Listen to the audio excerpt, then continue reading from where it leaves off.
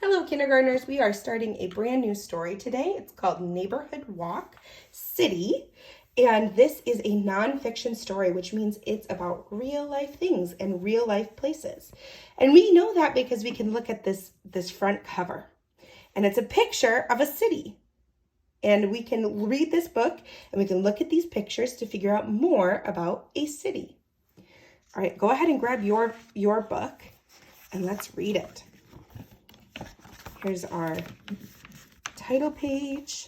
And then look, here's our table of contents. We've talked about this before when nonfiction stories have a table of contents. It tells you where you can find different things. So if you want to learn about let's visit a city, you go to page 4. Homes, you go to page 6.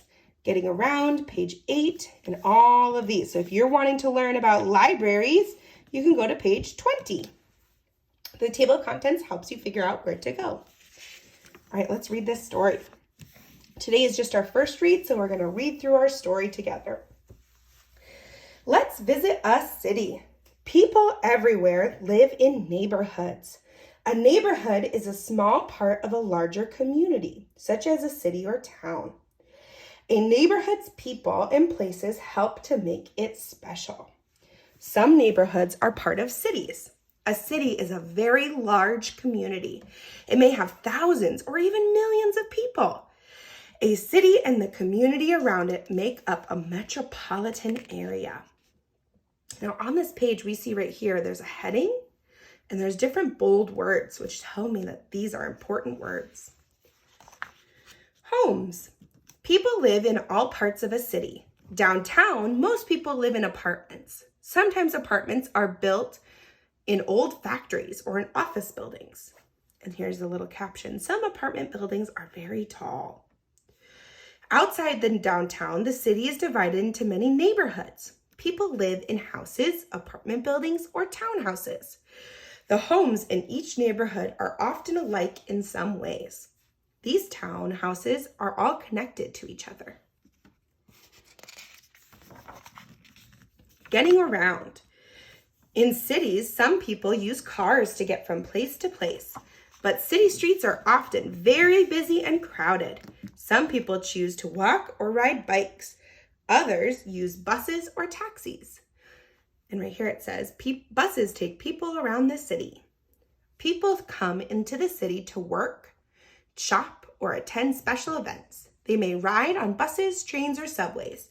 Some people carpool to save money. And this caption says, trains can carry many people at one time. Schools. Cities have many schools, so they need have many children, so they need many schools. Most neighborhoods have at least one school. There are schools downtown as well. Our caption says, schools in cities need to have room for lots of students. City school buildings are often quite large. Most of them have play areas nearby. Some children can walk to their neighborhood school. Others ride their bikes or take cars. School buses, city buses, or subways to and from school. This caption says, children in city schools enjoy playing outdoors. Working.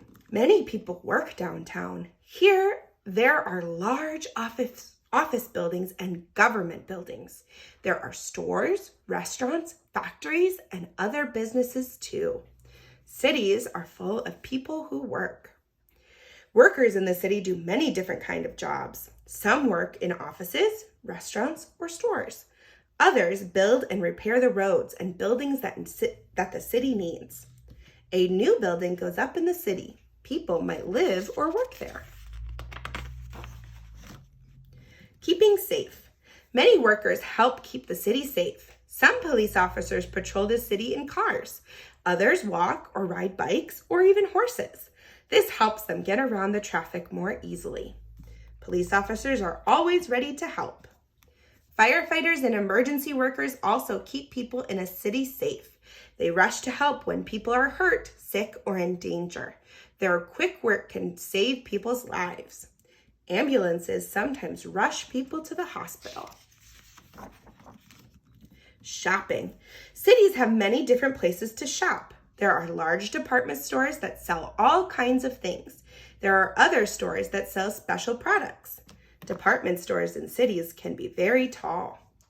City neighborhoods have many places to shop too. These stores are usually smaller and sell special kinds of products. Sometimes stores are grouped together in a certain area. People can walk from shop to buy different things. Food.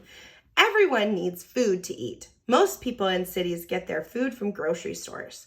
Large grocery stores sell many kinds of food. Some neighborhoods also have smaller stores and farmers markets. Large city grocery stores sell many kinds of food.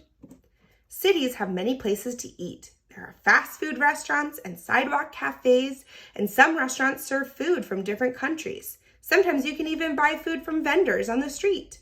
People sometimes enjoy eating outdoors on nice days. Libraries. A big city needs many libraries. There is often a main library downtown. People can borrow books and look up information. They can also join book clubs or use computers. Most cities have a large main library downtown. Many city neighborhoods have smaller branch libraries. Branch libraries share books and materials from the main library. They offer many of the same kinds of programs as the main library. Some libraries have music to listen to or videos to watch. Money and mail.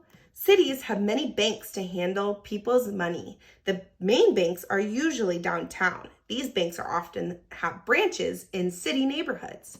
Banks keep people's money safe until they need it. Post offices have a main office downtown too. They have branch offices in neighborhoods. Letter carriers often deliver the mail on foot because the city buildings are so close together.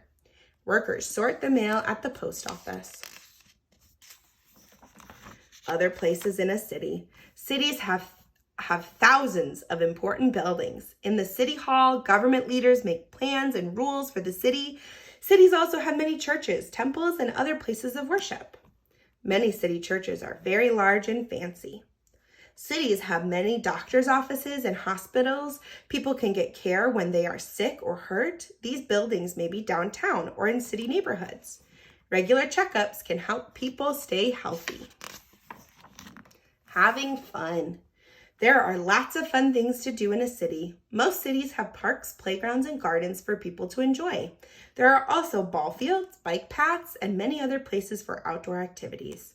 Even downtown, people can enjoy the outdoors. Cities have many places to visit. There are museums for art, history, and science. There are many aquariums and zoos too. People can also go to theaters to see plays or enjoy music concerts. Big cities often have stadiums where people can watch sport teams play. The city comes together. A city has many neighborhoods, but it is still one big community. People working together to help others. They share food, clothing, and other items. They raise money and run special programs for those in need. People in cities collect food to share with those who need it. People in city neighborhoods also have fun together. They may have parties or parades or other special events. People share food, music, and games and fun. All these things make cities great places to live. People in cities celebrate together on special days. And then here's our end of the story where there's the glossary. So if you didn't know what some of these words meant, you could look there. Or there, if you want to learn more about different kinds of communities or cities, these are different books you could read. All right, thank you for reading this story with me. And we are going to look more into this story tomorrow.